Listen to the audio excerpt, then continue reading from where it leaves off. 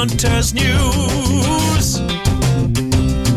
It's a Raconteurs. Raconteurs. It's a Raconteurs news. Raconteurs news. Raconteurs news. Raconteurs news. Raconteurs news. Oh yeah.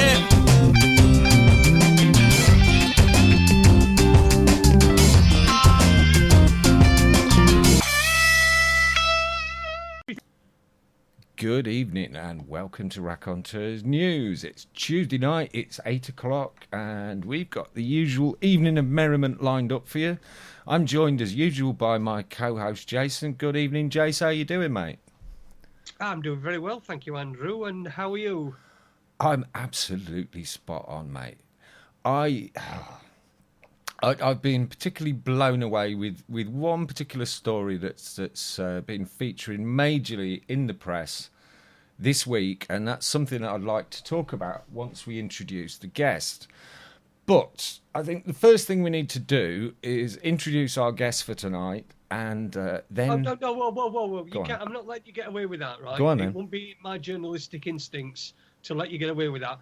Give us a clue about the issue that you want to get into, and then we'll introduce the guest.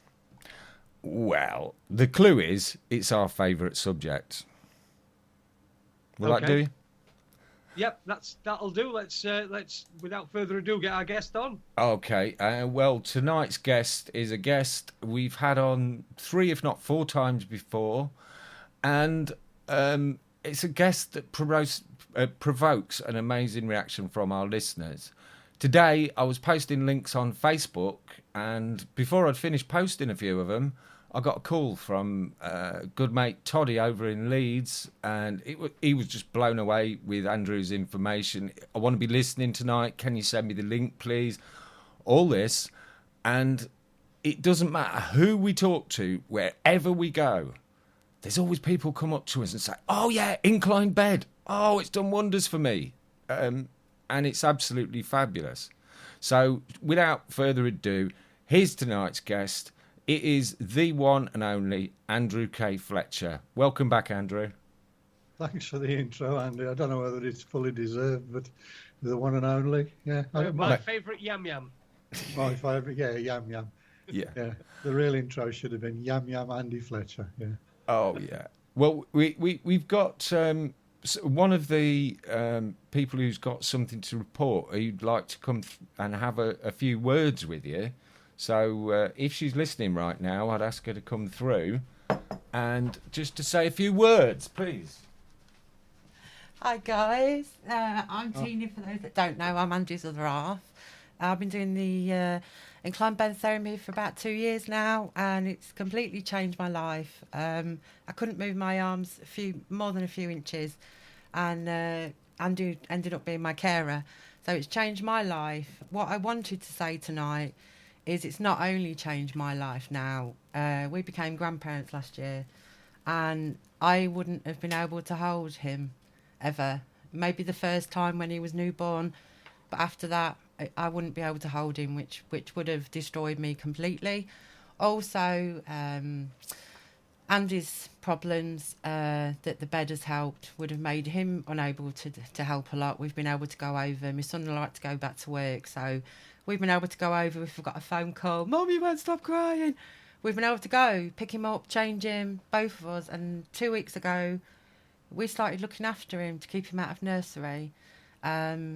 And also to stop my daughter having to go to work an extra day. She would have to work an extra day for nothing to pay for it. And, we can do that now. Without the bed, we'd be lucky if we saw him once a month. So not only has that helped me, well, both of us, there's a 10-month-old little lad that's out of nursery, is with people he loves and care for him. And I just wanted to say thank you. I was going to come through before the show, and Andy went, "No, come on here."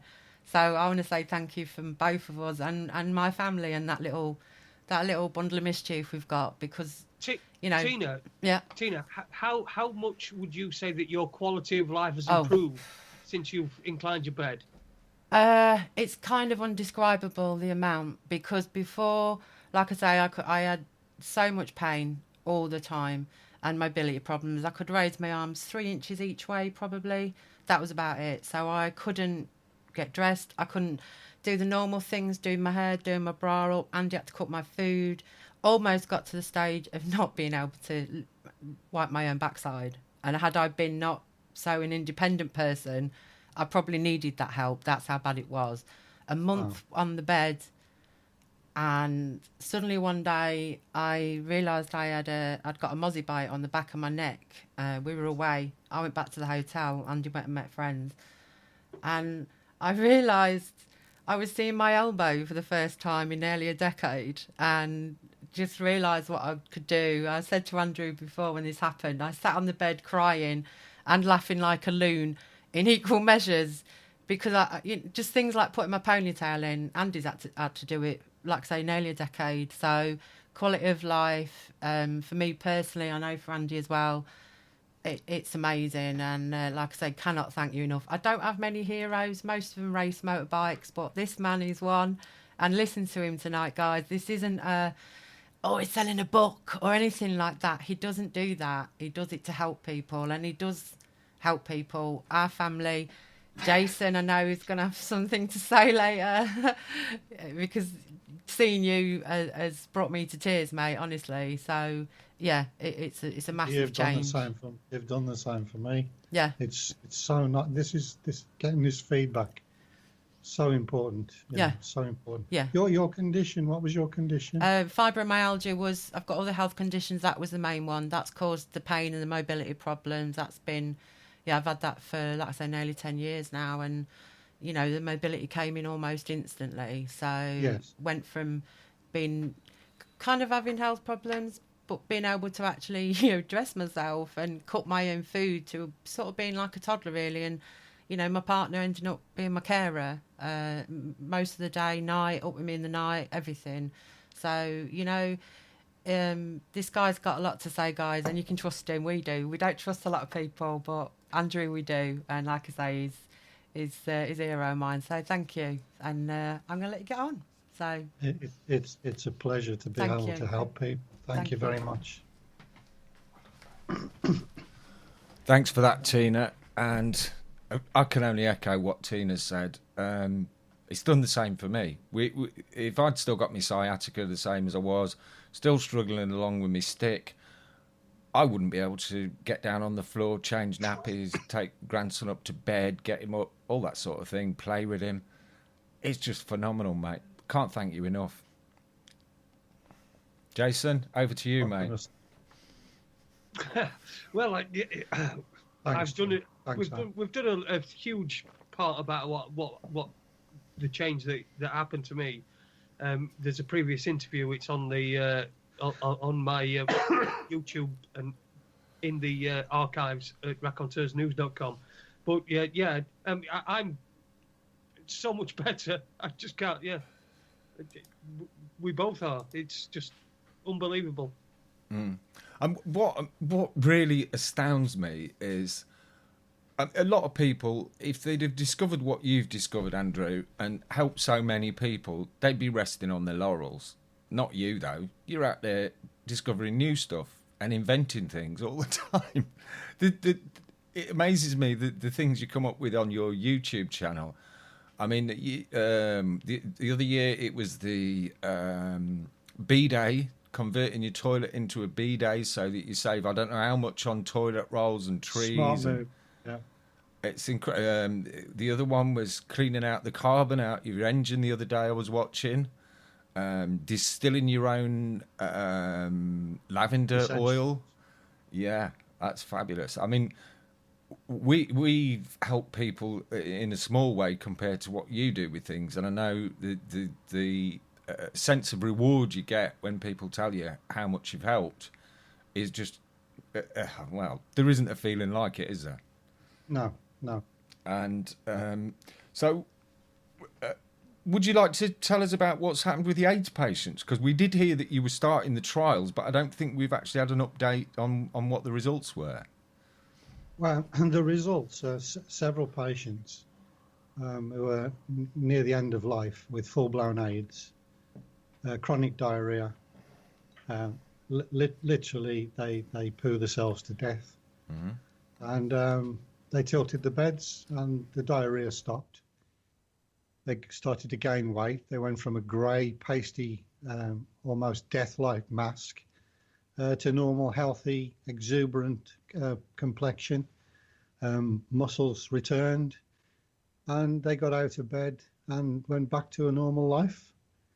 And from that day to this, which has been considerable time now, they're doing fine against all of the odds. No medication required.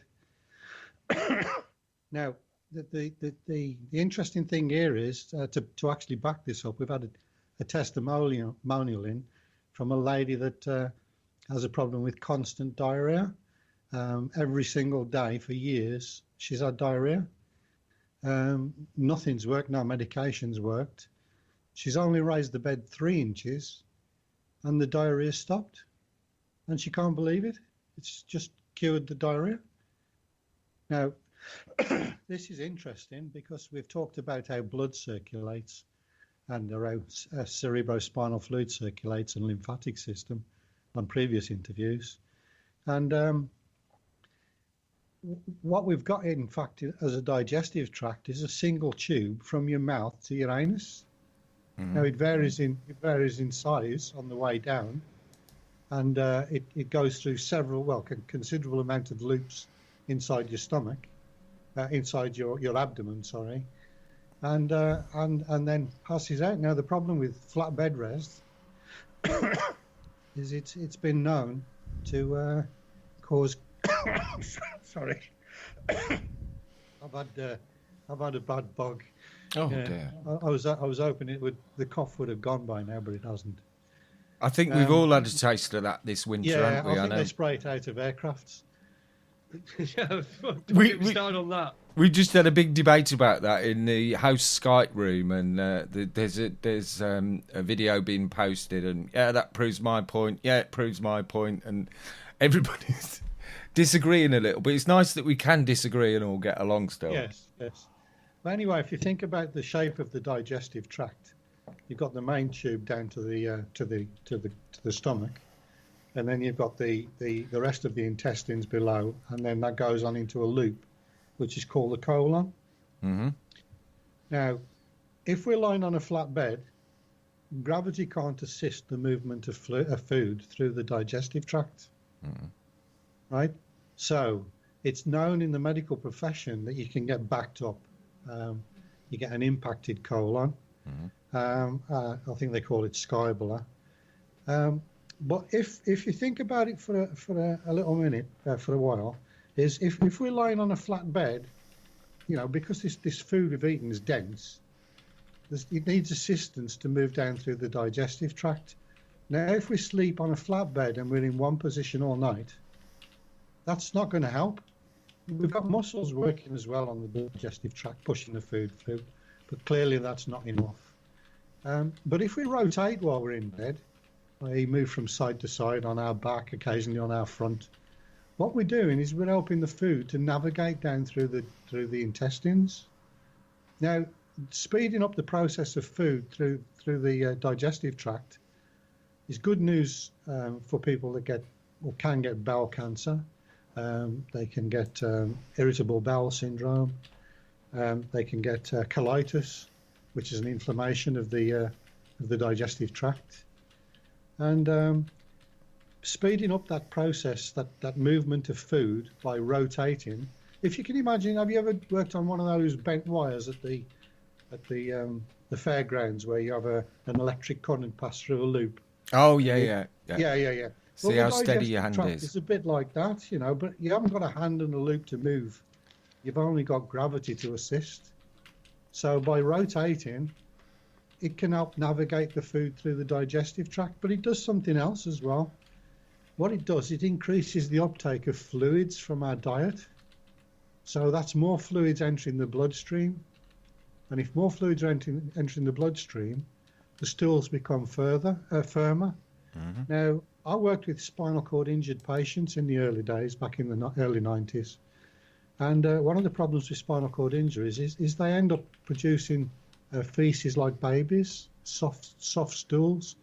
which they can't push against, so they lose bowel control. Spinal cord injured patients actually regain bowel control simply by tilting the bed. Yeah, and also bladder control was restored. Yeah. The one standout one for me was a couple of months ago. We were at a film premiere in Nottingham. Well, film premiere. It sounds a bit Hollywood. It was the premiere of the Great British Mortgage Swindle, and there was a friend of ours there was telling us about her kidney problems, and I'm pretty sure she's listening tonight. So, and we said, whatever you do, get your bed raised. And with that, a guy who was about 5 yards away overheard me say that, and he came up and he went, "Oh, you're the guy off the radio. My missus had MS. She was walking on 2 sticks. She was in incredible pain. She was a bit of a zombie with the medication. Since she raised her bed, she doesn't take any meds. She doesn't have any walking sticks. And she goes to the gym every day, and she's walking, running, swimming." Wow. I said, well, that says it all, doesn't it? And I turned to the young lady and she said, "Sounds good to me." Yes, I worked initially with people with multiple sclerosis back in the 90s, and I continue to do so for those that will listen. But people always notice new symptoms, either at night time while they're in bed or when they go to get out of bed in the morning. So clearly something's wrong with the bed. You would think that they'd well, obviously they don't know any better because all beds are flat or supposed to be flat. But the question is why are those beds flat? Here we are, 2017, and no one other than ourselves are testing, sleeping in a different dimension. It's absolutely ludicrous. The guy that came up with that bed design definitely didn't have any idea of human physiology. He was a carpenter, so. But they, I've been trying to get a study going in Bristol with some nurses, and they're saying that, this bed hasn't been tested properly, and, there's a lot of work got to be done. But I'm thinking to myself, well, hang on, your flat bed hasn't been tested either. Good point, yeah. Yeah, it certainly hasn't. But the sloping bed has been one incredible journey. I had no idea what I was getting myself into, way over my depth. When the first thing started to happen, first of all, it was my mother noticing a return of sensation and movement in her leg after 11 years of not being able to move the foot. Wow. And that took 4 weeks. And then Judy's sister came down on holiday and slept on a sloping bed, and she broke her ankle years ago. And she was unable to move the ankle or rotate the ankle. And she got up one morning, I think it was about day 6 or day 7, and she said, look. And she's wiggling her foot and rotating her ankle. I said, what are you showing me? She said, I couldn't do that before. So how are you finding things? I know it's been quite a while since we've had you on before, but how are you finding how receptive people are? I mean, sometimes when you mention to people this, it's like they've had an attack of gargalesis. So they sort of like dismiss it out of hand because it's free and it don't cost anything. How are you finding people being receptive to it nowadays? I think it's improving. It was still by no means having people beating down our doors, which is really bizarre. I know if I was in that situation, I would welcome anything that would help. Yeah. But like you said, because it's free and because it's simple, it can't be of any value. So it's dismissed out of hand most of the times. And there is another problem as well, is that the people are just reluctant to post their results back because they forget about being ill. Yeah. Nobody complains about feeling better. Mm-hmm. Yep. But if you've got an illness, they'll talk for weeks, months, hours, years on the subject. But what's left to talk about if those problems are melted away? Well, yeah. I mean, for us, because of what we do with the radio, it's I suppose we're a bit like evangelical Christians when we meet people. You know, it's a bit like the Jehovah's Witnesses come knocking at your door, except we're telling you that it might be a good idea to tilt your bed. It's going to cost you bugger all. You're not going to have to make any sacrifices in your life. It just might make you feel better. And I've had some people. I had one guy. It was about, I think it was my last visit to the pub several months ago in my local town, and there was an old mate there, and I said, "How you doing, pal?" He went, "Well, do you want the pub answer or the truth?" I said, "We're mates, I want the truth." He said, "Well, I've got this wrong with me and that wrong with me and the other wrong with me." And okay, try raising the head of your bed 6 inches. Yeah, you told me about that, but it's all anecdotal, isn't it? I went, "Well, I've known you 10 years. I'm telling you it works. If you can't be asked to do it, mate, crack on, because I can't do anything for you." And he just went, "Oh, okay." And that's it. And he's never bothered. And I just do not understand the logic of it. He's seen me improve, but hey, keeps saying to me every time, "God, you look well, mate. What are you doing?" I tell him, and he went, "Oh, yeah," laughs. I think, what are you on? Yep, yeah, you can take a horse to water, but a pencil has to be lead. Mm-hmm.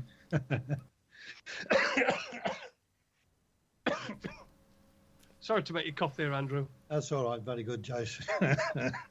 I'm not going to be much use tonight, I don't think, with this cough. Oh, yeah, it's fine. You're doing spiffingly. Mm. Yeah. Well, here's me singing its virtues about beating off infections, but for 10 days I've fought one hell of a battle with an infection, but not once has it knocked me off my feet. Wow. Yeah, not once have I given in, and it's virtually gone now. I did another little experiment, taking Lugol's iodine, which I also make myself, and I took 5 drops of Lugol's in water and took a glass, mm-hmm. and then 5 drops again in water later on, about 3 or 4 hours later, and then went to bed, and I sweat buckets. I got up in the morning and I felt fantastic. And I thought that was a coincidence. So I took more Lugol's throughout the next day, mm-hmm. did the same again, went to bed, sweat buckets, and then did it the third day, and it's virtually gone. I've just got this remnant of a cough now. I feel great. I feel okay. Mm. Well, I mean, we had a bit of a calamity the night before Tina's birthday. The original plan was for a 50th birthday this year. I was going to take her for a float tank session, the isolation float tanks. And the night before, the plant pot heater in the house, it was dead cold that night, so I put an extra 2 candles in it, an extra 2 tea lights. And it appears that it got a bit overheated, and the paraffin wax spontaneously combusted, and the whole flat was filled with smoke about midnight. All the smoke detectors going off, the neighbours shouting from downstairs, "Shut up!" And we were coughing and spluttering, and for the next week, we were like, we got the worst lurgy going. But it only lasted a week. Now, other people were getting it. They weren't getting it as bad as us, but they were in bed for a month. Yeah, I've one lady I know in bed for 3 weeks with the same bug. Yeah. Couldn't get out of bed. Yeah. Yeah, really, really bizarre. I don't know whether all of your listeners understand what incline bed therapy is, but in effect, it's raising the head of your bed 6 inches or 15 centimeters, mm-hmm. so that you cause a 5-degree slope down from head to toe. Right. Now, the reason we did this was to test a new theory on how gravity helps to drive our circulation, and it works on simple physics. The lungs and the respiratory tract evaporate water, and evaporated water contains no solutes, but the blood that it's evaporated from contains solutes and cells. So by breathing out, we change the density of the breath. We change the density of the blood that supplies the breath. And that blood then exits the lungs, goes through the heart, and then passes back into the main artery. So for every breath out we take, it's introducing a pinch of salt at the top of the arterial tree. So gravity always acts upon these density changes. And if we're on an inclined bed, it drags the denser blood down to the kidneys. But for every action, there's a reaction. The downflow causes a return flow. You can't move one molecule of blood down without dragging one molecule of blood back up. Simple flow and return system. If I hadn't have fitted a central heating system, my own central heating system, which was a non-pumped density flow circulation system, which uses the heat off the boiler to change the density of the water, causing an upward flow that then circulates around a tube inside a copper tank, and that passes on the heat to the water inside the tank. So the water then becomes denser at the top. So gravity pulls the denser water down, and that's the circulatory system that I worked on in the trees, and then applied it back to the way the body functions. So just in a brief synopsis of why we shouldn't sleep on a flat bed, because if we're sleeping on an incline, we can make use of those density changes, because gravity will pull that denser blood around the circulatory system and down into the kidneys, and then we excrete the salts. So the blood then passes through the kidneys, is less dense, having offloaded the waste and the salts. So that then travels up in the return flow. So we've got a flow with denser blood being introduced by the lungs, and a return flow by the denser blood being filtered out by the kidneys. A simple flow and return system. It is quite remarkable how simple it is, because when you tell people raise the head of your bed, what else do you do? Nothing, that's it.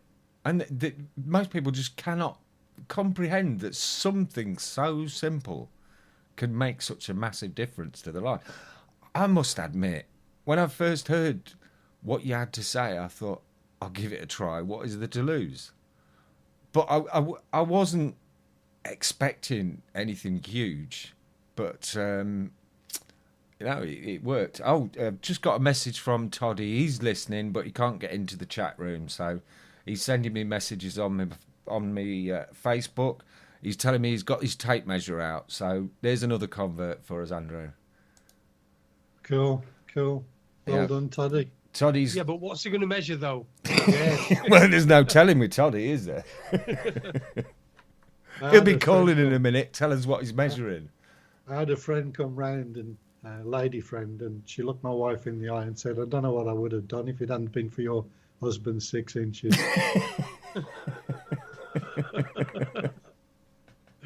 Ooh, missus. Yeah. Oh, yeah. You could, there's a tagline. Andrew Fletcher, the man with the most useful 6 inches in the world. Changed more women's lives with 6 inches than most did. I think there's an opportunity there. I think there's a song to be written about that, if you're listening, Heath. Well, the other thing is, I mean, if we're talking about, our private parts and the reproductive system, the sloping bed has been used to increase fertility.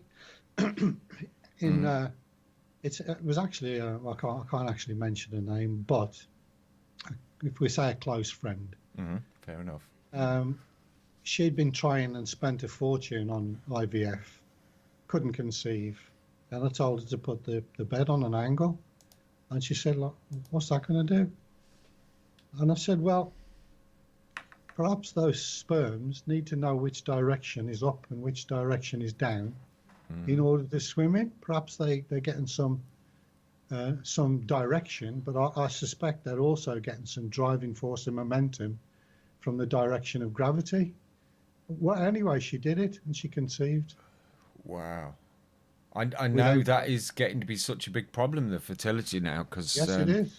Modern lifestyles, and I suspect also Wi-Fi, 3G, 4G, all that kind of garbage, and the electronic soup that we're all living in. We can't see, so we don't think it's there. But if you take any notice of Barry Trower's information, it's doing us an awful lot of harm, and we're going to have more and more fertility problems throughout the population as we go along. So maybe that's the big plan.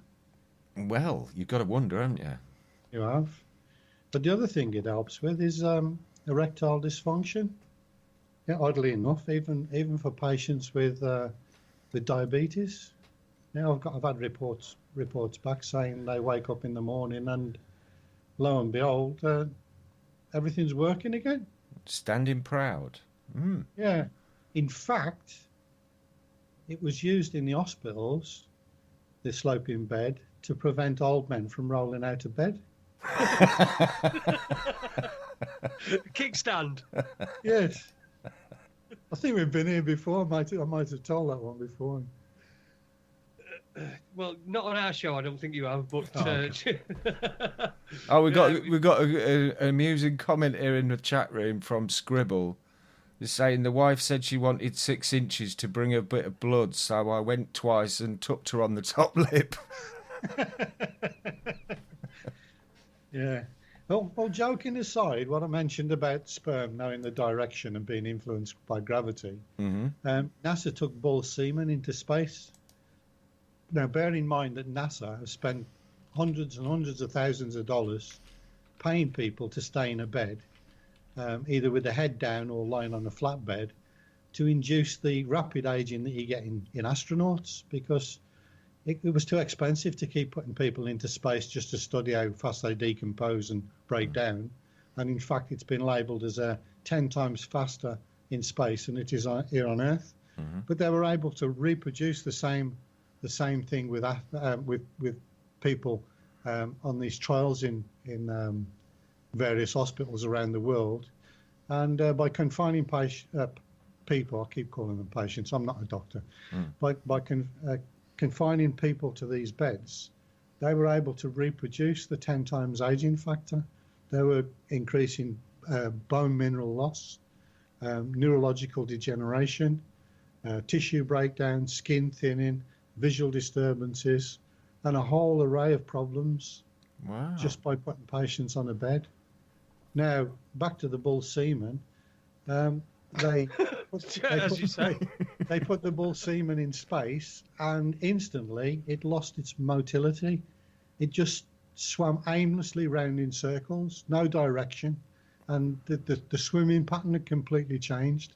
Right. So clearly, being on a flat bed is not the way to go. After, if you're trying to conceive, be upright more, walk around more. Now, I do know that they tell ladies to raise the back end up after they've had. I don't know. I just feel a little bit uncomfortable discussing it.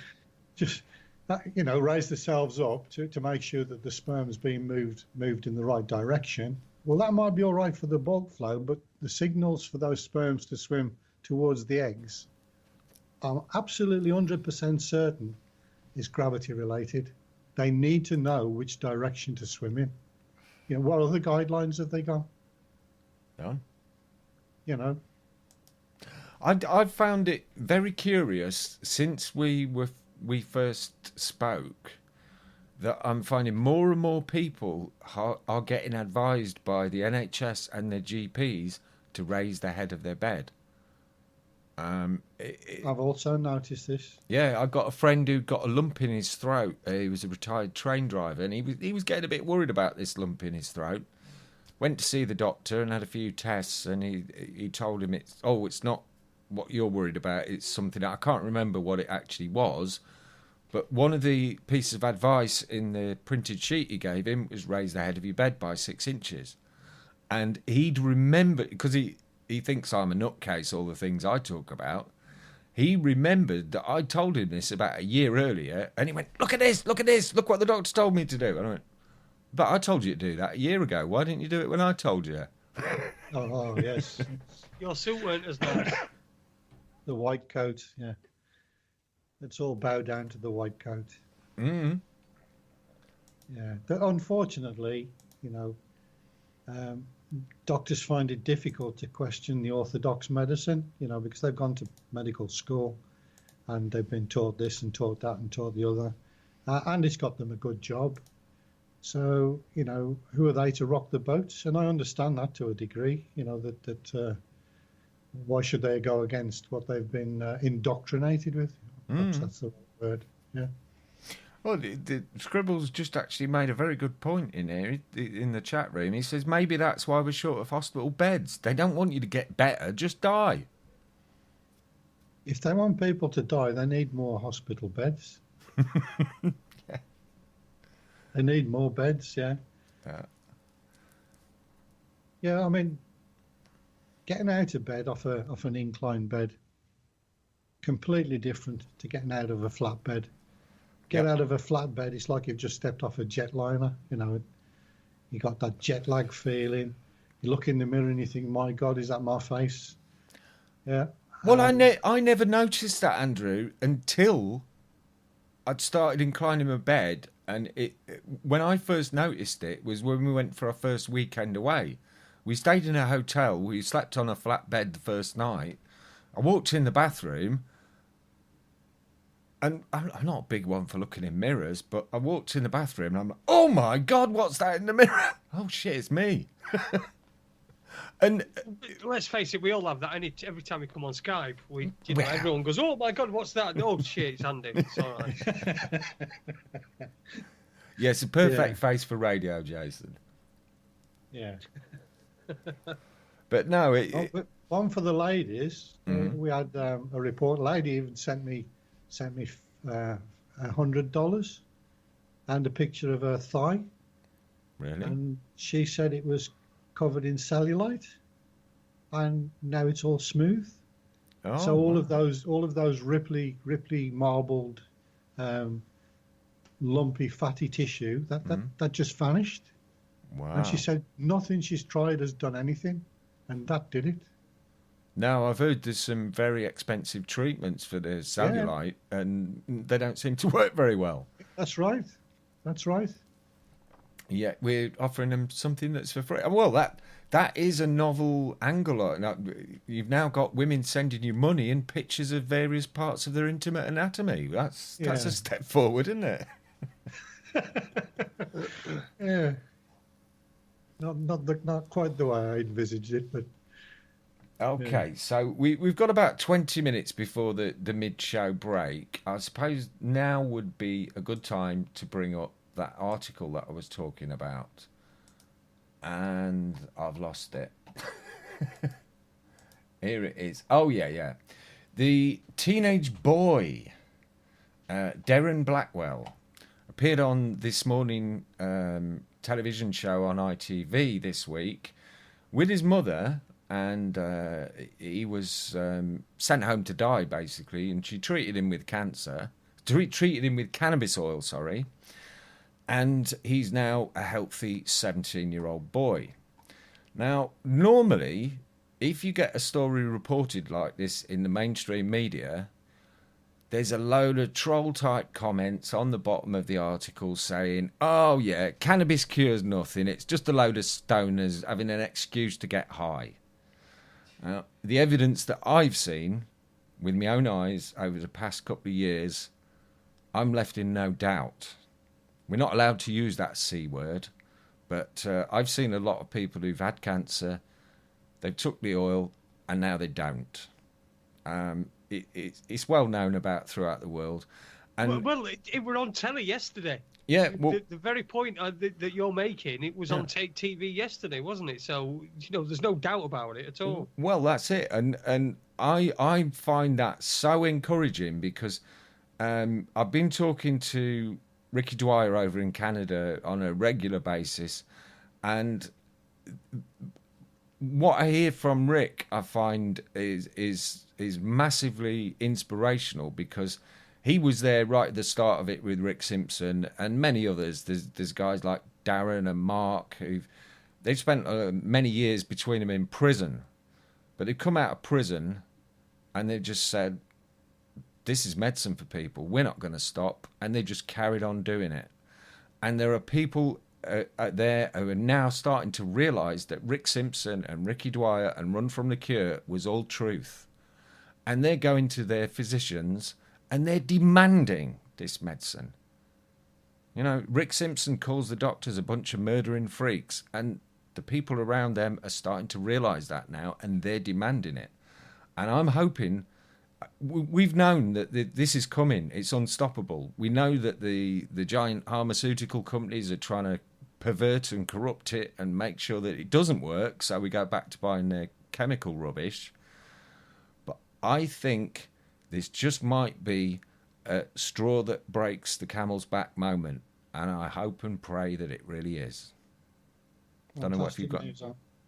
Yeah, and also there's articles following on from that saying about the 9 other different conditions which can be treated with cannabis oil, and they list multiple sclerosis, glaucoma, epilepsy, arthritis, Alzheimer's, anxiety disorders, inflammatory bowel diseases, recovering from a stroke, and fighting cancer. And also that there's a lot of work being done on pets with this medicine. So if we're getting that sort of reporting out in the mainstream news, I think we've won the battle already. Or if we haven't, we're coming very close to the final battle. There's a very interesting video I watched with a guy with Parkinson's, with the erratic behaviour associated, the tremors, and couldn't function at all. He had 1 drop of cannabis oil under his tongue, and he just went to, he was a normal person. 1 drop, and he was a normal person. Yeah. The video's there for all to see. Yeah. I mean, there's a good friend of mine who, if I were to say his name, he would be very well known, let's say. I can't say his name, but that gentleman was HIV positive, and the meds they were giving him weren't really helping. And somebody said to him, "Why not try this?" Guess what? He's not HIV positive anymore. Wow. Yeah. Wow. But, you know, with the HIV positive, has that ever been proven?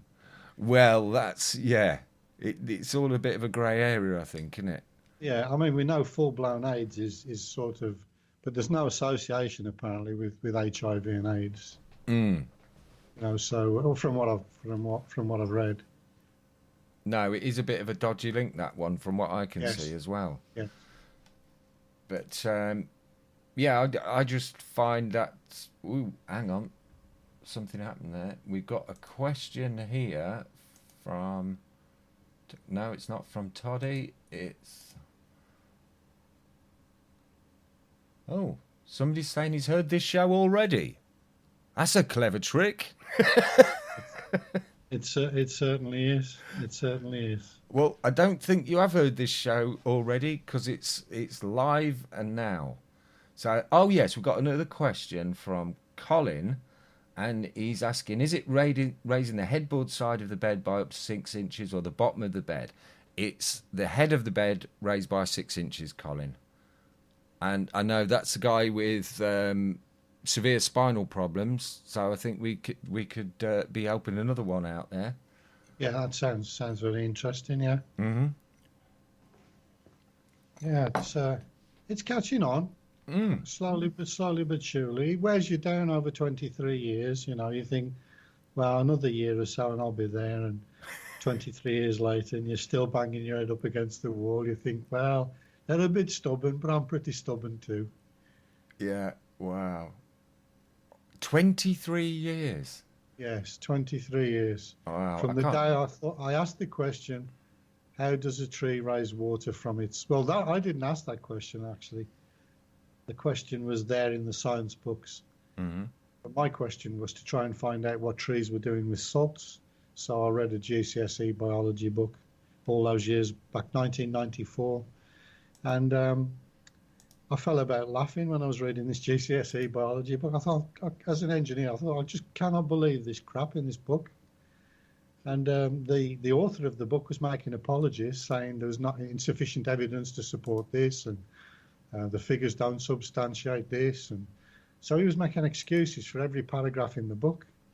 So what I did was omitted all of the erroneous assumptions and just started with the facts. And the fact was that the tree was vertical, so it would obviously be benefiting in some way from being vertical. And if it's vertical, it must be benefiting from gravity. And 98% of all the water is evaporated from the leaves. So that changes the density of the sap at the top of the tree.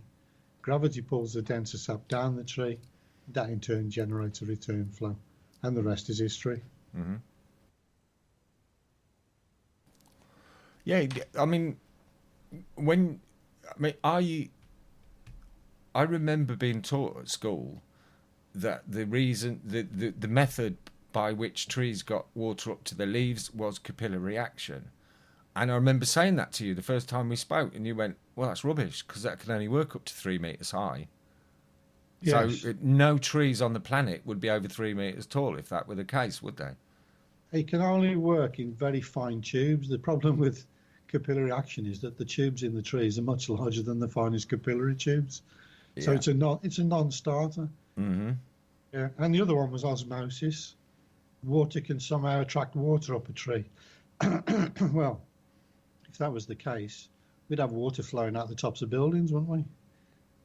Yes, I suppose we would, yeah.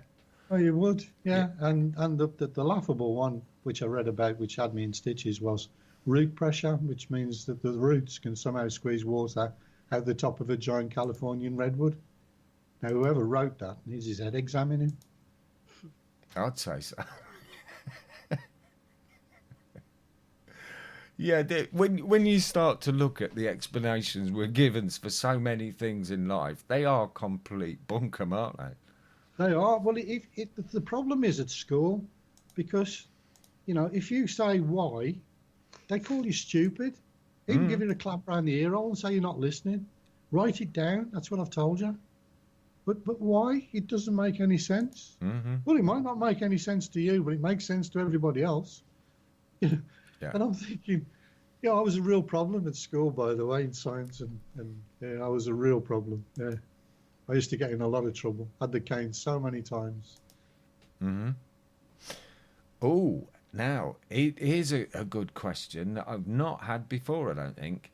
And Toddy said he didn't really mean that he'd heard the show before, but I gave him an explanation of some of what we were going to talk about on the show tonight when I spoke to him on the phone earlier. It was great to catch up with you today, Toddy. We haven't spoken for ages.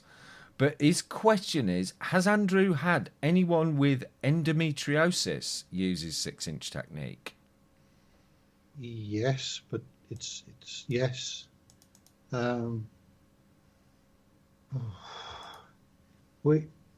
think from memory, we also used stinging nettle tea. Oh, right. To prevent, because stinging nettle tea can stop bleeding in 20 minutes once you've taken it. Really? Because I'm trying to think who it was now. Endometriosis.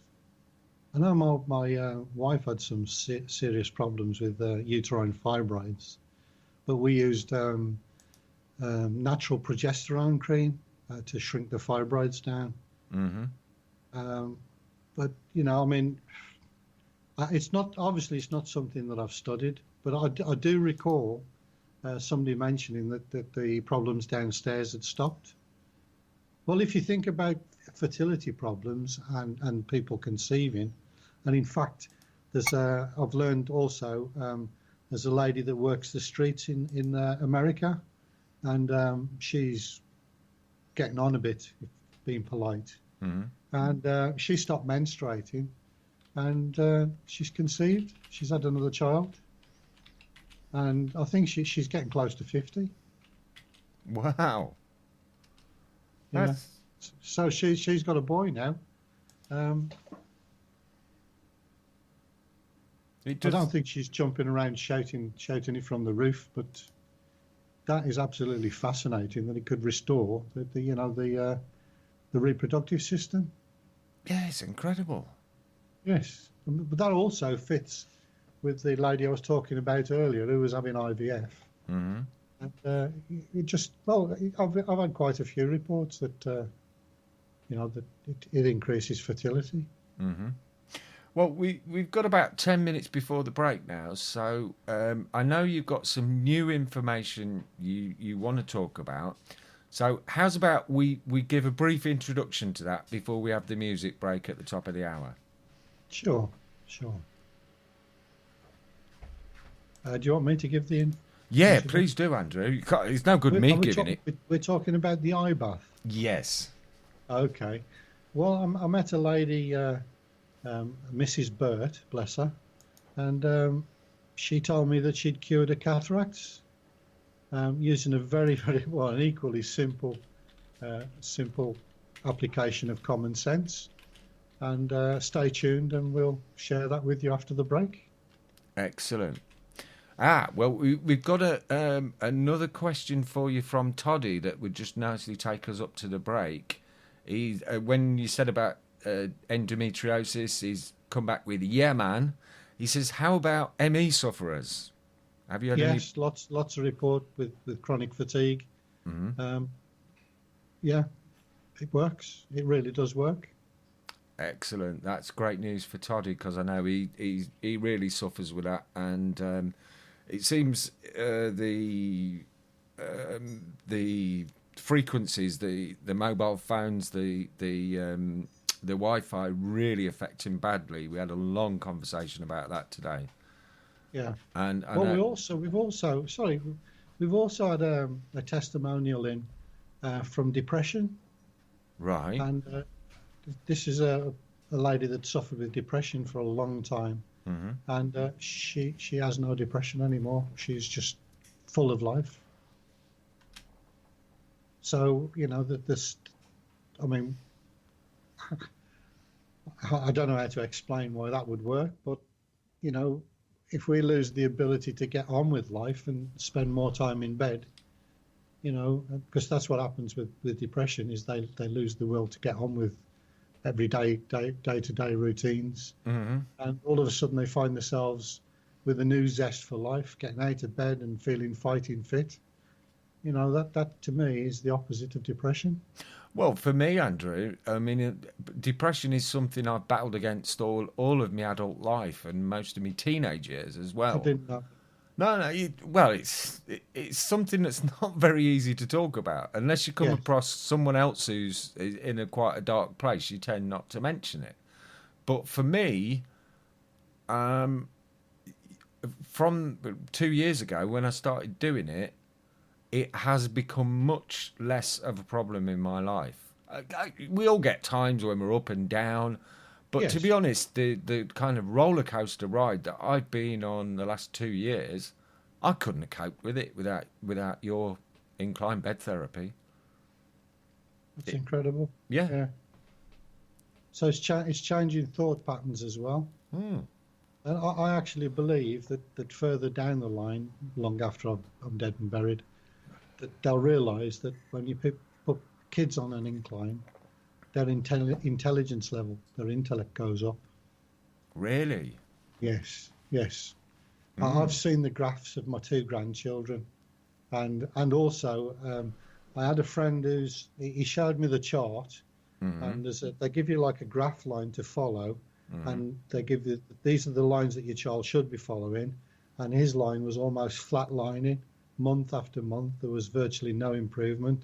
Right. And when they tilted the bed, it went almost vertically up. Wow. And crossed over, intersected the 2 lines. Well, if you could possibly share that information with me sometime, and if you need to anonymise it to remove any names off it, I'd be more than happy. But I know someone who'd be very interested in seeing that information, someone with a very young grandson. Right. Interesting. Well, I mean, if you can give your children, family, a better head start in life, you're always trying to, aren't you? And that sounds to me like a damn good way to do it. Yes. Well, if we think about when we made the move from walking around on all fours, I mean, I don't know whether you're religious or anything, but I'll follow the logic that we've evolved in some way. And certainly the skeletons that we've seen show that the holes that carry the vessels to and from the brain are at the back of the head. They're called foramina, I think. And this was in early hominid. But when we stood up, they migrated to the top of the head. That meant that the circulation had completely changed when we stood up. Right. Oh, wow. And I do, from documentaries that I've watched over the years, I do recall that being cited as the turning point in man's development when we stood up. Yes. I mean, there is a theory called the radiator theory, stating that we stood up to actually improve our heat distribution. That doesn't really make much sense to me. No. When we stood up, now there's a guy called Michel Cabernac, Professor Michel Cabernac, at University of Laval, Quebec, Canada. Brilliant scientist. I have a great deal of respect for him. And he placed a Doppler probe, which shows the blood flow on the nose, and it shows normal flow out from the brain towards the skin.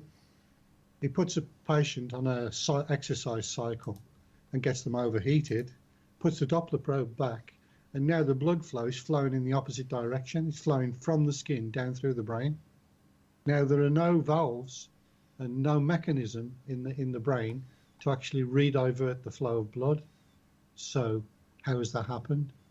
Now, the best explanation they come up with was that the brain somehow managed to divert the circulation. Now, what I suggested was that the evaporative heat loss through the exercise changed the density of the blood. So instead of flowing over a T-junction, so if you put a T-junction in, it took the shortcut down through the T-junction. Now, its normal path would have been across, and now it's going down. It's took the shortest route down towards the earth. And that's against the flow of the heart, by the way. It's amazing stuff. It really is. So, so I think we're just about time for the music break now. So we'll have a tune, and I think...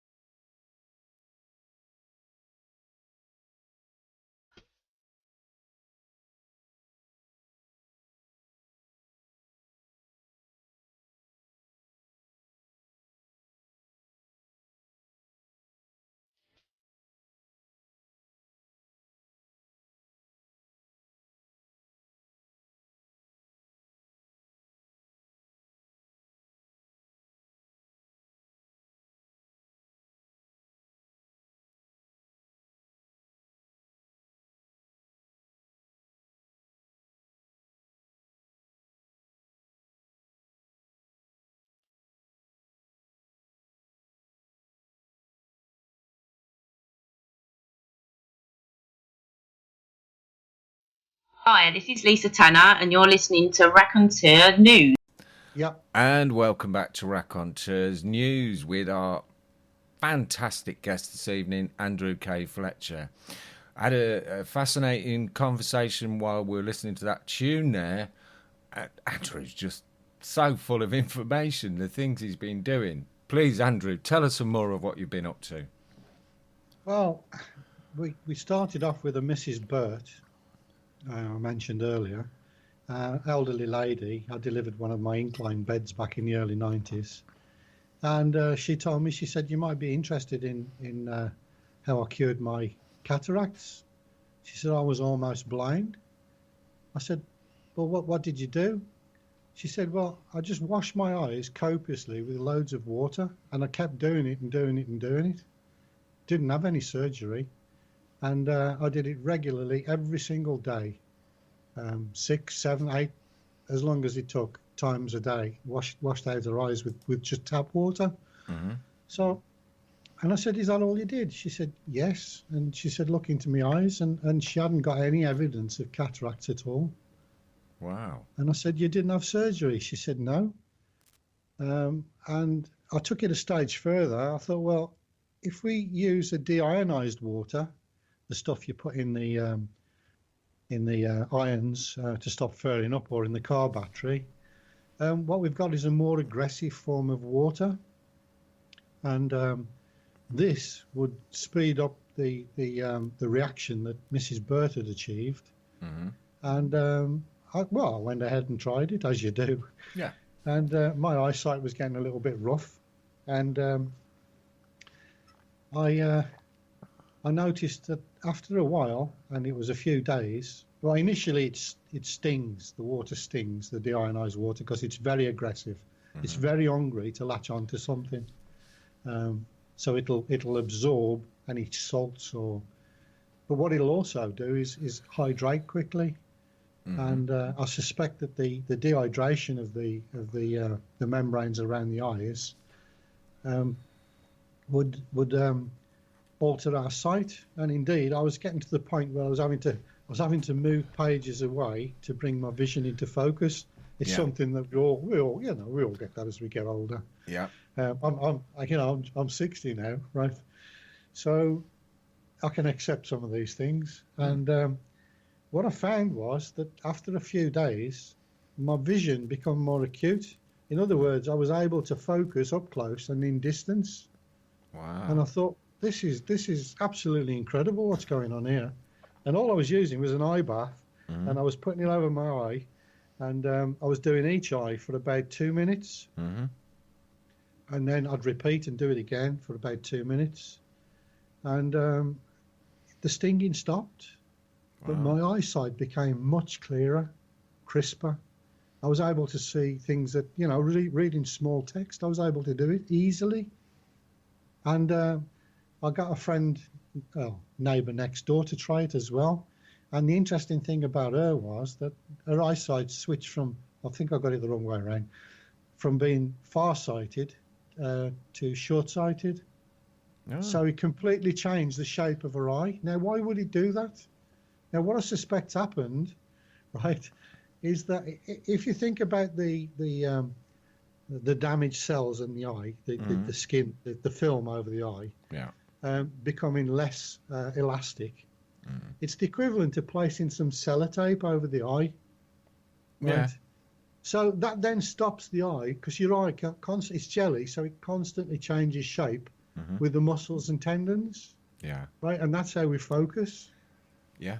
So if we get this sellotape on our eye, representing the cataracts or the formation of just damaged skin, then that would stop that shape of the eye performing.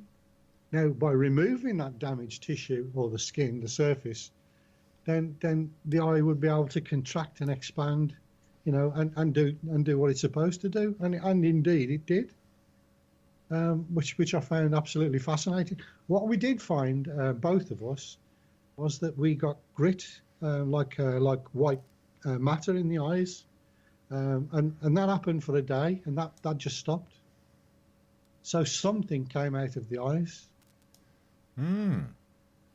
which Obviously it needs testing on a grand scale, but it's took me 23 years to get this far with the IBT. I don't really fancy spending another 23 years trying to convince people that they should wash their eyes out a little bit more. But in antiquity, we've got loads and loads of examples of these eye baths. So clearly it was used a lot in the old days. Oh, right. Well, something I wanted to ask you, you mentioned deionized water there. Yes. Would it be as good or not quite as good to use straightforward distilled water? I think the deionized water, from what I've gathered, is more pure than distilled water. Oh, right. Because since I got my distiller, I've been checking the water, and the total dissolved solids on our tap water is about 459. And when I test the distilled water, it's between 0 and 1. Yes. Yeah, that's going to make a big difference in your eye. Oh yeah. And the eye drops we do, there's always something in the eye drops. People are always trying to give you something to make yourself better. Yeah. Why not try taking stuff away? Now, I also read a while back that injecting distilled water into tumour cells actually causes apoptosis or cell deaths. Just distilled water can kill tumours. Wow. Yes. But you can see why these big pharmaceutical companies and these big medical institutions are not really keen on this, because there's no money in distilled water, is there? Not really, no. Not a great deal. And so often the reason we're given for these things not being available is, well, they haven't been properly tested, and the trials would cost millions. Yes. Now, I'm quite a simple, straightforward man, and if they want to test whether these particular methods work, say for argument's sake, inclined bed, then surely if you get 100 people with a particular condition and you put 50 of them in an inclined bed and 50 of them in a flat bed, you've got a test. And it's the purest form of test you can possibly do. The same with cannabis. You don't need to set up trials costing millions. You get 50 people with a particular cancer and you give half of them cannabis oil and the other half you don't. You soon find out whether it works or not, won't you? Yes. That would be conclusive evidence. Yeah. But they've got to muddy the waters with all these clinical trials, and we know. I've spoke. We used to have a guy on regularly who used to talk about financial matters, but he previously worked as he worked for a pharmaceutical company trialing drugs. And once he realised that they tend to disregard those results which show their product in a less favourable result, and people who actually die on trials are excluded from the results. He thought, hang on, this is wrong. And he got out of it. I watched a documentary called The Trial, and it was a group of patients that were hooked up to this new introduction of this new drug. And they volunteered and paid their money, but they almost lost their life, all of them. One guy lost his fingers and toes. They went black. And these were people that, just like you and me, that were going to earn a few quid and actually do their little bit for science. Little did they know that it was going to almost kill them. They had multiple organ failure, every one of them. And the only ones that didn't have any was those that got the placebo. And of course, they were in the beds looking terrified of what was happening to everybody around them, thinking, it's my turn next. Oh dear, it's incredible, isn't it? Yeah. There's been an interesting paper out. It's my son sent me a link to it. It's from Japan. And they've just realised that the lungs are actually factories for making blood cells, because they're getting far more blood cells in the lungs. Now, how they arrived at this was I don't know how they did it, but they bred mice with no marrow bone. So they eliminated the possibility the blood cells could be manufactured by the marrow, the bone marrow. Right. And they actually dyed them with the same fluorescent chemicals that you see in plankton in the sea. You know, the stuff that changes all the colours and lights up the sea. Oh. So they actually put that into the blood, and they could trace what was happening, and they showed that the lungs had significantly more blood cells than the surrounding blood. Now, being a lateral thinker, I thought, well, you know, if you're concentrating the blood by breathing out and getting rid of a lot of fluid, what's left behind is going to be more dense, so you're going to have more cells, aren't you? Yeah, of course. Yeah. So there's a double whammy effect there. I mean, whether they actually go on to have this verified in other trials remains to be seen. But the fact that they did acknowledge that there were more blood cells, and of course, if you've got more blood cells, you increase the density as well. Wow. Oh, you mentioned the lungs there, and I noticed there was something a little bit back in the chat room from Scribble. And he was asking, he didn't ask about whether inclined bed therapy might help, but I'm wondering if it would. He's asking, would cannabis oil be of any benefit to someone with pleural plaques? Now, that's something I've not heard about. But we've got another comment. I don't know about pleural plaques. No, that's not it. Pleural plaques is asbestos related, which leads to respiratory problems. It's like having piles in your throat. Now, I have an 82-year-old friend who was diagnosed with asbestosis. Yeah. And for 18 years, to my knowledge, he's had the most horrendous cough. Mm-hmm. Even with the bed on an incline, even though it improved his respiratory function and lessened the extent of the cough, couldn't quite get rid of the cough with asbestosis. And I introduced him to 3 grams of vitamin C 3 times a day. No more cough. Wow.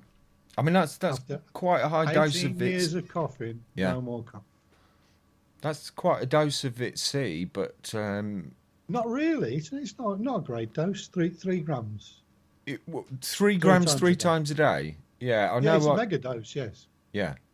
Now I'll back that up again because one of my old girls. Have you heard any dogs coughing while we've been on air? No. No. You might have heard me cough a little bit. Yeah, once or twice. Yeah, but Ruby.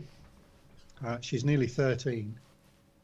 For about 2 years, persistent cough. Antibiotics didn't touch it. Yeah. Don't know what we're going to do. Yeah. She's really lagging behind, head down. Mm-hmm. Yeah, we're thinking we're going to lose her. Yeah. She's lost loads of weight. She's literally wasting away. So I just thought, well, I'll just go for it. And I got her on 3 vitamin C. 3 times a day. That's a bull terrier. Yeah. Mm. And her coughing stopped. And she had a new zest for life. I actually made a video of her running after a ball with the other dogs. And she didn't cough. Wow. But I also went one stage further and I made a cough medicine. And what I did was I took the rind off lemons, 3, 4, 5 lemons. Boiled that up with the pith, separated the lemon juice, boiled the pith up and the lemon peel to release a chemical called limonene. Yeah. And I boiled that in water, then added honey to it to sweeten it. Then I added the lemon juice to cool it back down again. Then I added 20 drops of Lugol's iodine, and I think I added 10 drops of eucalyptus oil. I make both. I make the eucalyptus oil as well. Mm-hmm. And I made a cough medicine, and it is absolutely incredible. It's brilliant stuff. I mean, I need actually. I've just remembered I've got some in the fridge, so I could have took that to stop the coughing. But oh, never mind. It does work. Yeah, I mean. It's amazing what all the different avenues you seem to branch off onto. I mean, the biggest one we've never talked about on air, which is absolutely incredible. It's called Operation Oasis. Yeah. Is that the one with the washing out tankers? Yes. Oh, yeah. Please do tell us about that. Well, I've done 2 talks at the House of Commons in London, and presented it to MPs and chief executives. Even tobacco companies turned up. Massive applause. But I explained how we could combat global warming, and this is what started the incline bed therapy, oddly enough. Wow.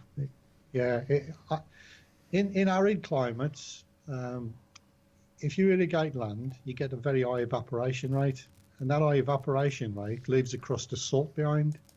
That effectively poisons the land, so your crops don't grow.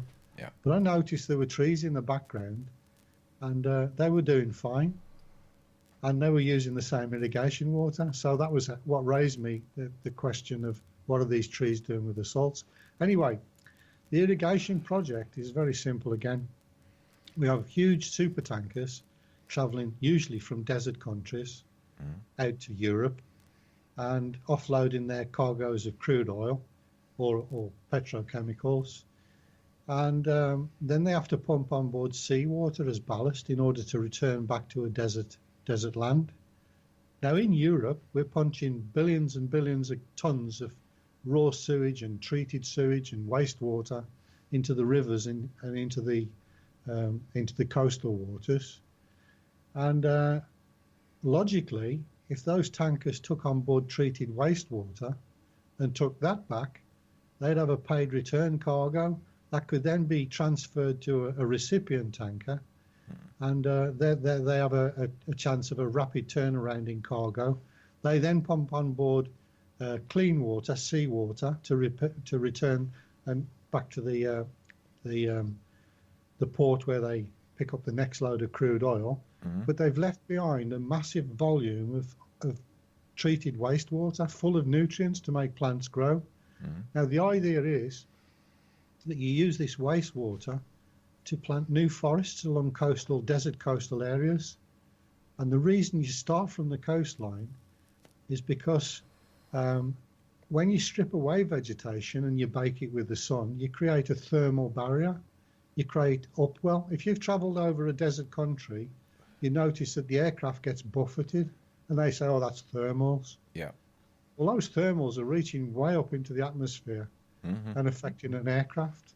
So what you've created there is a wall of heated air rising from the coast up into the atmosphere, and any clouds coming in from the sea will meet this wall and simply roll around the coastline. Now, I'll see that time and time again here in Torbay.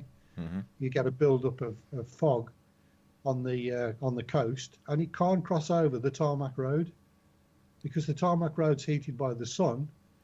So one side of the road is crystal clear, the other side of the road is blanketed in fog, and it stays there. Wow. Except where there were trees present.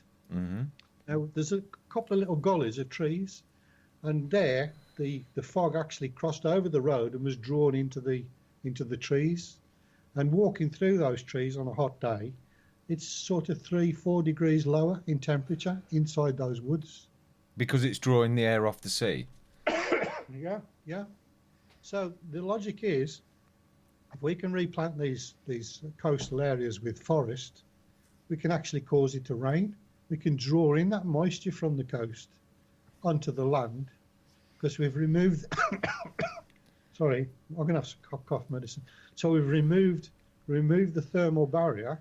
So now the thermal barrier is inland, so the moisture will still cross onto the land, but it gets stuck on the land where it supplies the plants and trees with more water. So you prime it. Now, the reason we've got deserts in the first place is because of our stupidity in removing all of the coastal forests, growing grasses and impoverishing the land, using irrigation, which poisoned the land. Hey presto, we've created a desert. In fact, the Sahara Desert, which you can get Australia in there 2.5 times, was once the breadbasket of the world. All the food was grown there. What happened? You know, the Sphinx is there, and there's watermarks on the Sphinx. It don't bloody rain there. So what caused the watermarks?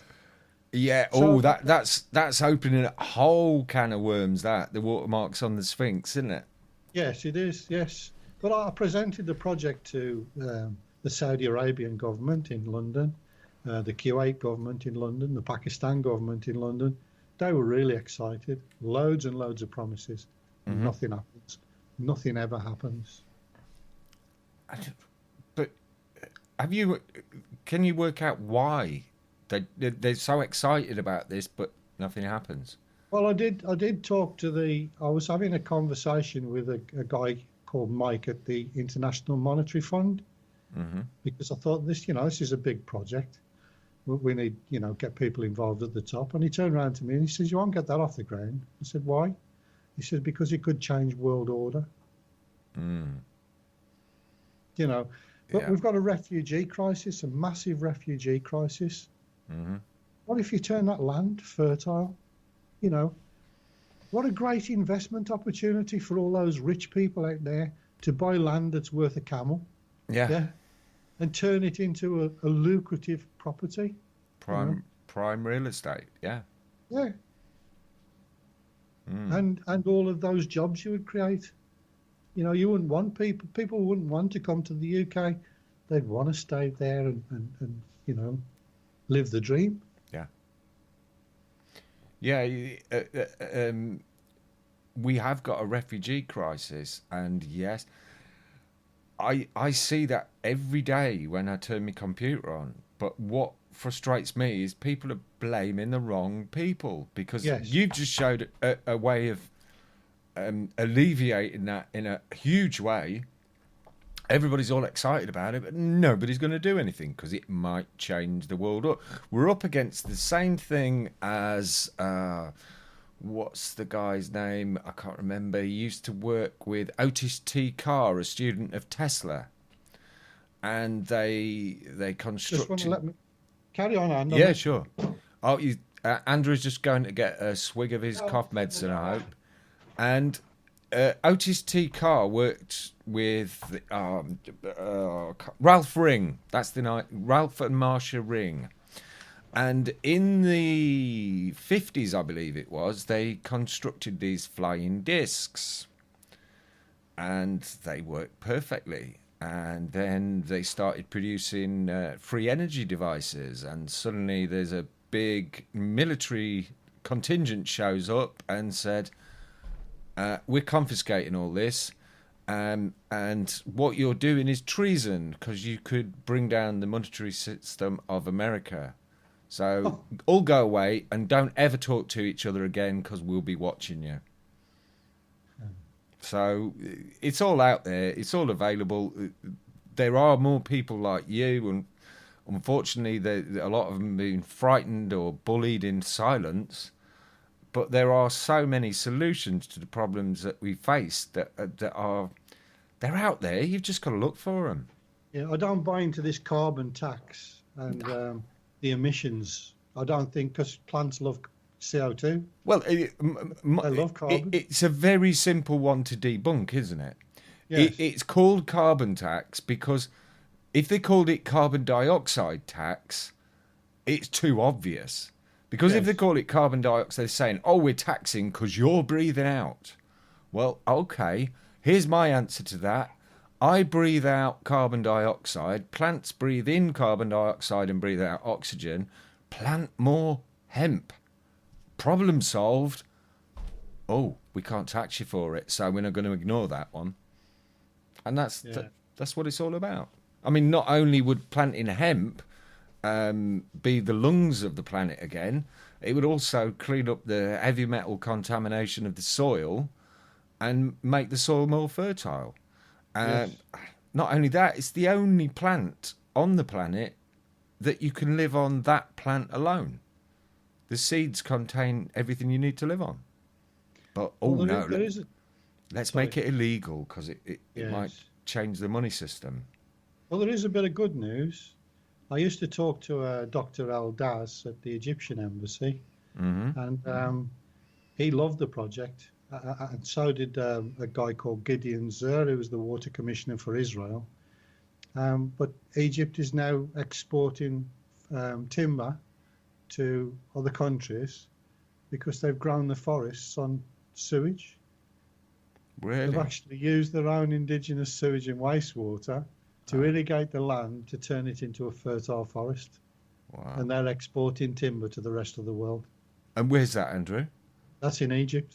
Wow. So somebody there might have been taking notice of your presentation. Oh, without a doubt. But had they have thought it through a little bit further and gone a bit closer to the coastline rather than inland, Mm-hmm. they would have found that the whole thing would have been self-perpetuating. Now, the other thing is that there's a system called fog nets, which is like putting nets up to catch the moisture from the evaporation. And this creates drinking water, potable water. So you could, in effect, put treated wastewater or even untreated wastewater onto an arid land, let it evaporate, catch the water in the fog nets, and you've got potable water. You've distilled it away. Yeah. It's so frustrating knowing that we're being sold these problems as insoluble problems or problems that are going to take the human race down. Yet here we are talking to a man who's got the answers. It is the only answer to climate change. We need to address the problem with the advancing deserts. It's just a massive problem. Mm-hmm. You're very quiet there, Jason. Are you all right? Yeah, I'm good, mate. I'm good. Just sat here, just taking all this information in. Really, it's really interesting stuff here. We've got Andrew on again. Mm-hmm. Really interesting stuff. Yeah, I'm just enjoying listening. So, you carry on.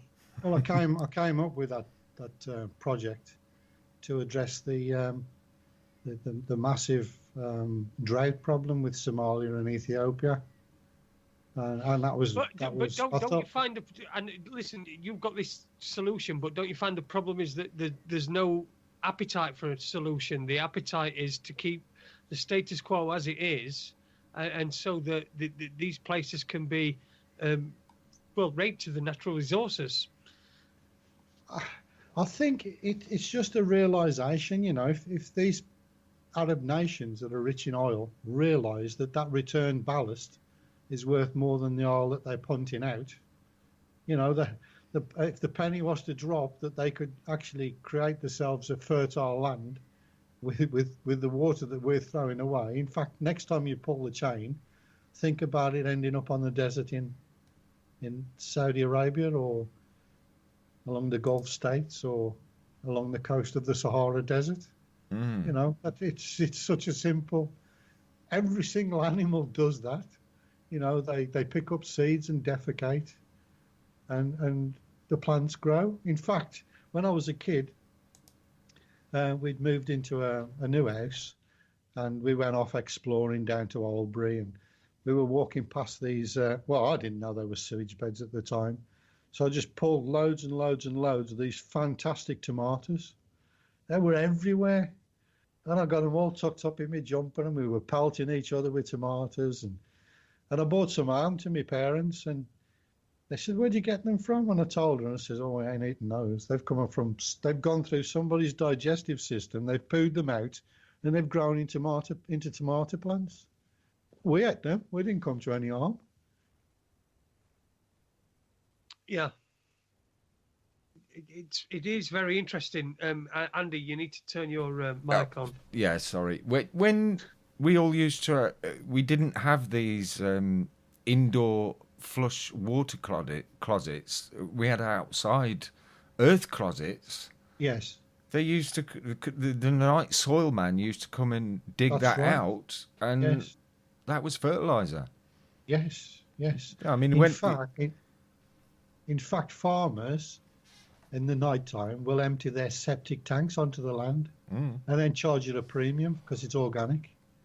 Well, funnily enough, not far from where I was born, there's a little village just near the east coast, and there's a quite a large farm there has been bought by Anglian Water Authority, and they are injecting sewage into the land there, Now, it's quite common practice now. yeah. Oh, right. Well, when they first started doing it, I knew it was a new experiment. So obviously it must have taken off and spread across Yes. the country then, yeah.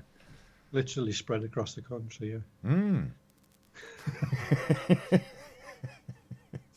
And talking of muck spreading, I really need to make a call. You remember that guy a few weeks ago who paid a visit to Derby Court with his muck spreader? Oh, yes. And left a yes. deposit on the steps. We met him a few weeks ago. Charles, lovely bloke, and he's very passionate. He's doing some great work to help people. We want to get him on the show. Possibly end up getting him on Aid's show, but he's a very entertaining guy and a guy with a great deal of passion. So if you're listening, Charles, I will be calling you sometime soon. It's just been a bit hectic the last few weeks. Cool. I've got a bit of a problem at the moment with 3 doctors who've published my experiment in Nature magazine, which is a bit of an irony because I'd approached Nature magazine twice to publish my experiment, and because I'm a mechanic and mechanical engineer and I'm a nobody, they declined. But because these 3 people are doctors, they've actually published, but they didn't acknowledge where they got the information from. Ooh. So is a correction in order there, Andrew? Yes, there's a correction going on right now. It's I think it's called hang on, I'll read it out. I didn't even know the word. It's called a corrigendum. Yeah. That's not a word I've heard before. No. But what it means is a correction. Yeah. Okay. And now it says that this is the latest offer. We wish to acknowledge a related 1955 experiment performed by Andrew K Fletcher of inclinedbedtherapy.com, even put my website in which a 48-metre length of 6mm bore tube filled with degassed water was lifted 24 metres vertically against bricks and cliffs.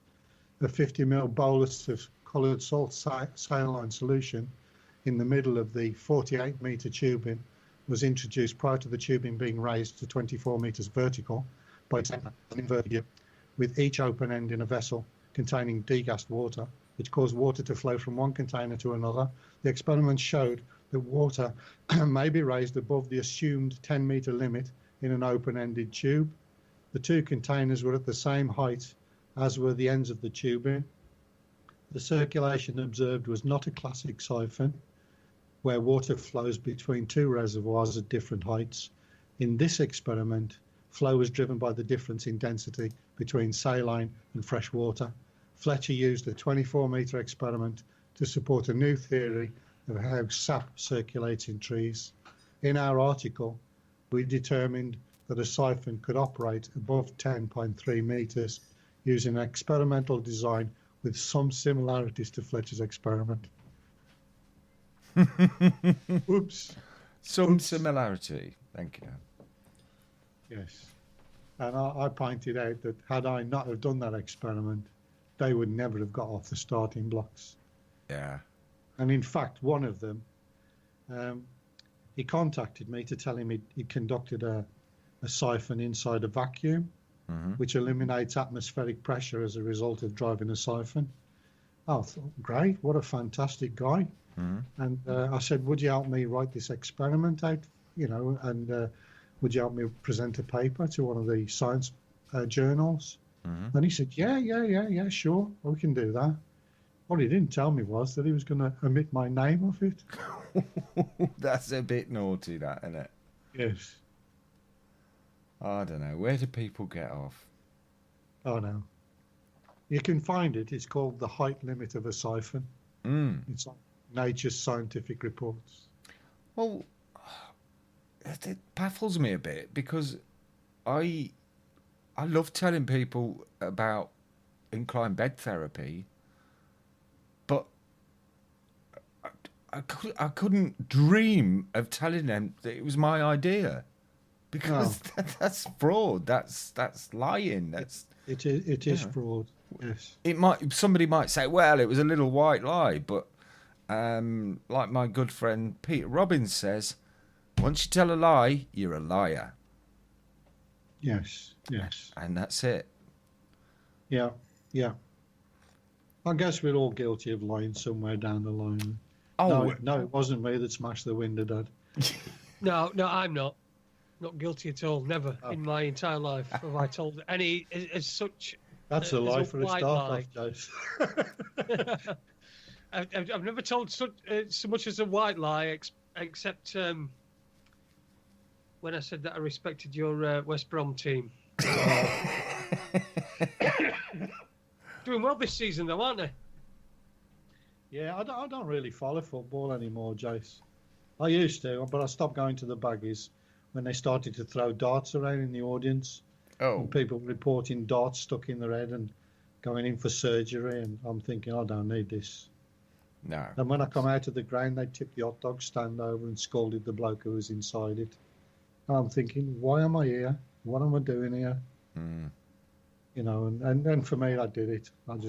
It's different these days. I mean, Yeah. that doesn't happen as much, and they're not even allowed to have hot water in these little hot dog things anymore because it's health and safety. So I'm sure they're pretty safe. It's a lot different these days, but yeah, I understand where you're coming from and what you're saying. Yes. Well, I mean, I could write a list of all the conditions that IBT has helped. You know, spinal cord injuries. There's John Kahn, featured walking on a video. He was on Carlton Television News, and I remember the guy that was with me, the Tim Iredale. He said, "This is one of those days that you'll remember where you was." He says, "It's been an honour to watch you work." Yeah, and that was a reporter on the TV. What about we're talking about all these. We've talked about AIDS. We've talked about people that have got these really debilitating diseases. What about the simple things that people have? You know, like they might suffer from migraines or have asthma or things like that. How does IBT help them? Yeah, I used to get migraines a lot. Yeah, I think my last one was in 94, I think, when I raised my bed up.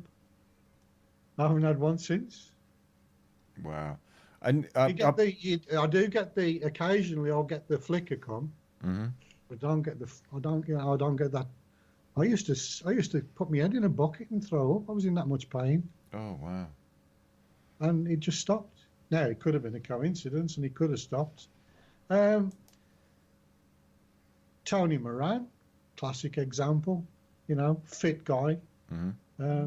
End of his career, admitted openly that his career was over in boxing, tilted his bed.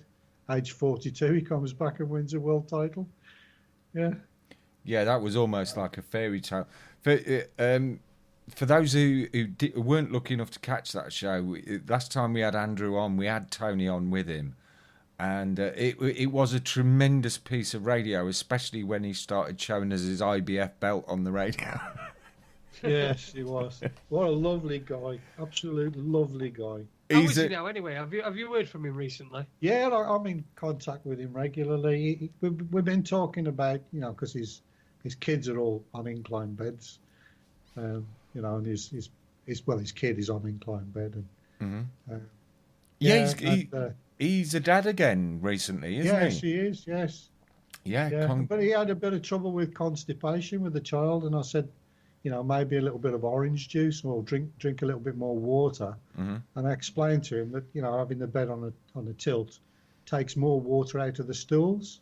Right. So, yeah, whereas you don't get those sloppy filled nappies, mm-hmm. you know, that the baby has to push out the stools. I get you. Yeah. Oh, so, wow. that was fascinating. He's a top guy, Tony, and what I love reading his posts on Facebook because he's a very funny bloke. He is. Yeah. When he talks about the doorman's topics of conversation down Liverpool tonight. Brilliant. Yeah. Psoriasis. You know, I've had a great deal of success with psoriasis. Mm-hmm. Almost completely vanishing, and the photographs are all there on my website. You know, we took befores and durings and after. And it was absolutely incredible to see the changes in this lady's skin. You know, but again, that needs a study. So, you know, do you then try and find, how do you find another 50 patients with psoriasis that are willing to trust you and stick the bed on an angle. You can't, can you? Mm. And there lies the problem why it's took 23 years. Yeah. You know, feedback is the most important thing. I don't ask for anything, but just feedback. No. And don't forget, we've got the study with diabetes that was conducted in Pohnpei Island by doctors, supported by funding from the government. And they had a group of patients with type 2 diabetes, and it showed that simply tilting the bed lowered their blood sugar levels. How about respiratory problems? You know, people like with asthma, bronchitis, that sort of thing. Is there vast improvements in them? Yeah. Yes. In fact, that's one of the conditions that the medical profession say raise the head of your bed. Yeah. They're also moving on to heart conditions now because they've realised that if you have a heart attack, Andy, yeah, sorry, Chase. Yep. The last thing you want to be doing is lying down flat. Now, I'll tell you why. Because I had a bull terrier with a dodgy heart, and I took him out regularly, and he'd have a heart attack, and he'd collapse, and then I'd hold him up and raise his body up against my body so that he's on an angle, and he'd come round. Every time I brought that dog back from the death, just by tilting his body on an angle. The last time I took him out, he had a piece of steak, and I said, "This is the last day I'm going to do this with this dog. I just literally couldn't find myself to do it again." I took him out and I let him lay flat, and he died. Wow. Yeah, I mean, I don't know whether have I talked about my father on here on your. No, I don't think you have. Channel. I don't think you mentioned him, no. Well, Dad had pancreatic cancer, and he was in Russell's Hall Hospital, and he'd collapsed and been taken in, and he was in a coma when I arrived, and his legs were swollen like massive balloons. His kidneys were pumping out tar like bloody urine, brown oxidized urine. We were told that he had multiple organ failure and that he wouldn't pull out of this, and he had a matter of hours to live. So I fought tooth and nail to have his bed raised, and every time I turned my back, they put the bed down flat again. But within hours, his urine started to run clear again, and they said that could never happen. And he come out of his coma, and he had a stent fitted, which took the pressure off his gallbladder because he had a tumour closing his gallbladder down, which sent him yellow and jaundiced. And he had another 8 months of life. Wow. And that was, he walked out of that hospital and had another 8 months. He even came down here on a coach, knocked on the door with his suitcases, and come to stay with me. I didn't even expect him. I opened the door and there's my dad. But and eventually that obviously the cancer got the better of him. Had we known about the cannabis oil, then it might have been a different story. Yes. But, well, it is very difficult, that one. I mean, I've lost people close to me, and I even 5 or 6 years ago, I used to like a smoke. Then it helped me sleep at night. And one day there was just a bit of a dry spell in the town. Couldn't buy any weed for love nor money. And my guy came up. He said, "Oh, I've got this oil. Fancy trying that?" I said, "I'll try anything if it works." And there was this little tube of dark-coloured oil, and just wiped it on a Rizzler and smoked it. I had no idea what I got in my hands. And it wasn't until I saw Run from the Cure with Rick Simpson that oh my God, I've had some of that in my hands. I could have saved people. But until you're aware of this information, it might as well be magic, can't it? Well, if you think about the opposite, is to inject or intravenously feed chemotherapy and then give them a dose of radiotherapy. I mean, chemotherapy is a derivative of mustard gas. So if you put something that toxic into the body, which is a carcinogen, where is the logic in it? and you have, you know, cannabis oil. That it's a feel-good factor as well, you know. So. Oh yeah, I mean, we had an excellent explanation of the damage that chemotherapy does when Valerie Warwick came on and joined us. Valerie was an oncology nurse for 17 years until she realised, hang on, I'm not doing people a lot of good here, and she explained how that the chemotherapy may indeed kill a tumour, but what it doesn't kill is the cancer stem cells which are floating all around your body.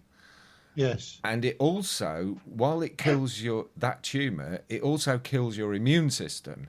So you're left with an immune system that's totally destroyed, and you've got all these cancer stem cells floating around your body. That's why most people who have chemotherapy who do get rid of the first tumour, it comes back very quickly, and when it comes back, it's not just in one place; it's in many places.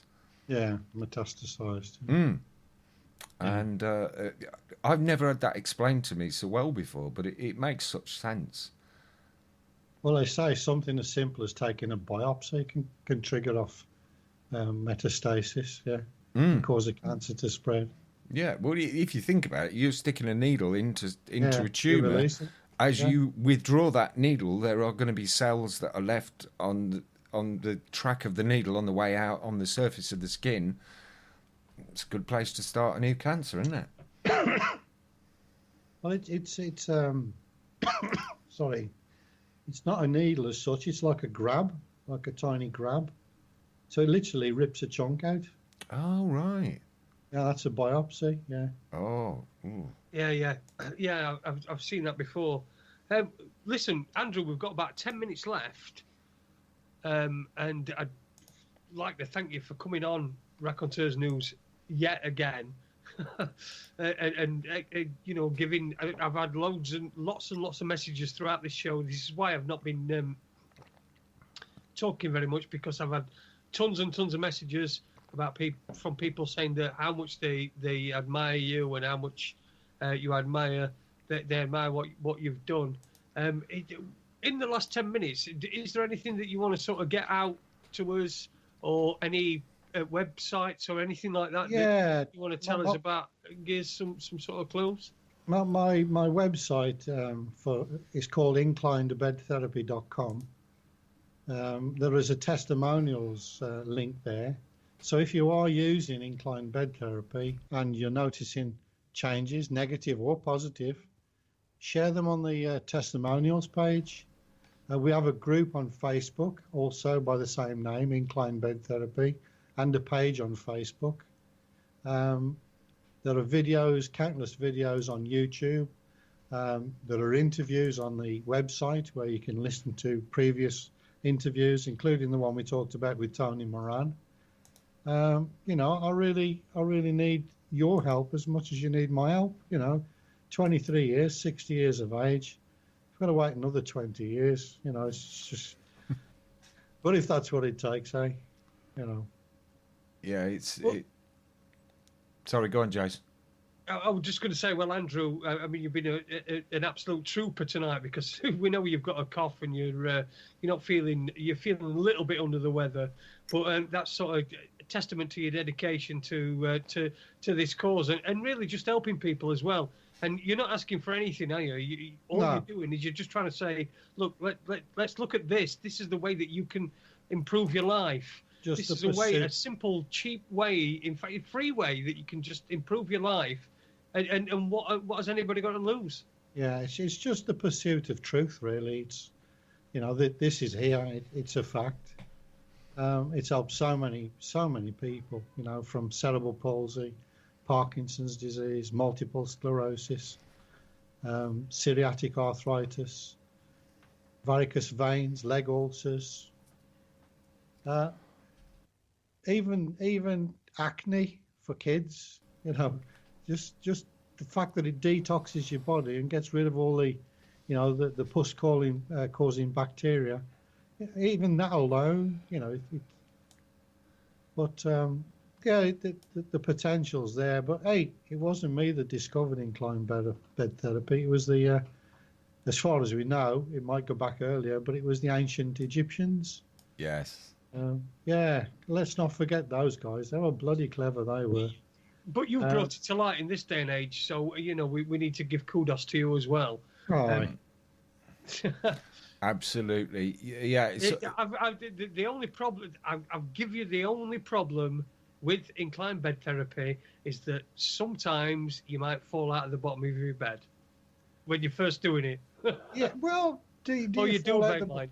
Yeah, you could always put some Velcro on your underwear, couldn't you? I've already got Velcro on my underwear. Oh, yeah. Jason's all for the quick release, He likes to get naked as quick as possible. Yeah. Now, Andy, please. All right. Yeah, we'll gloss over Jason's nakedness and yeah.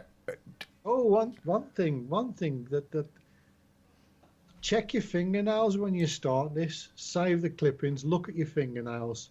Look for ridges in your fingernails. Look for half moons in your fingernails. If you have problems with your fingernails, everyone's looking at the fingernails now. By the way, your hair as well, right? I save clippings of my hair, right? Yes, yeah.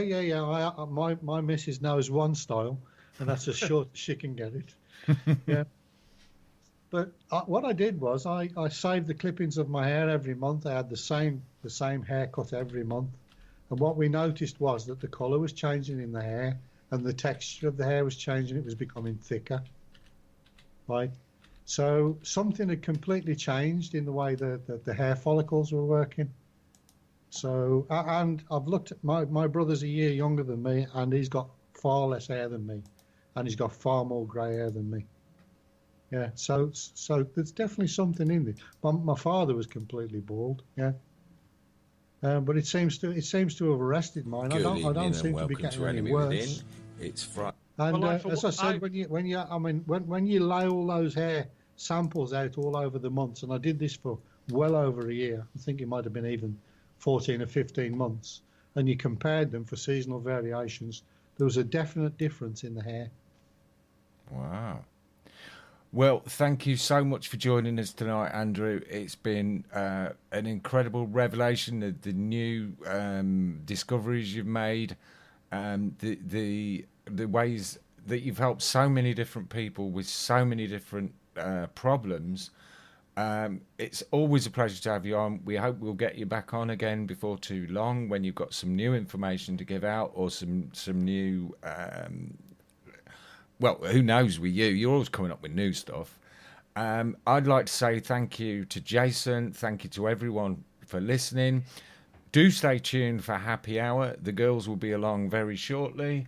And we'll be back same time next week with Jonathan Allington. Everybody, a true story.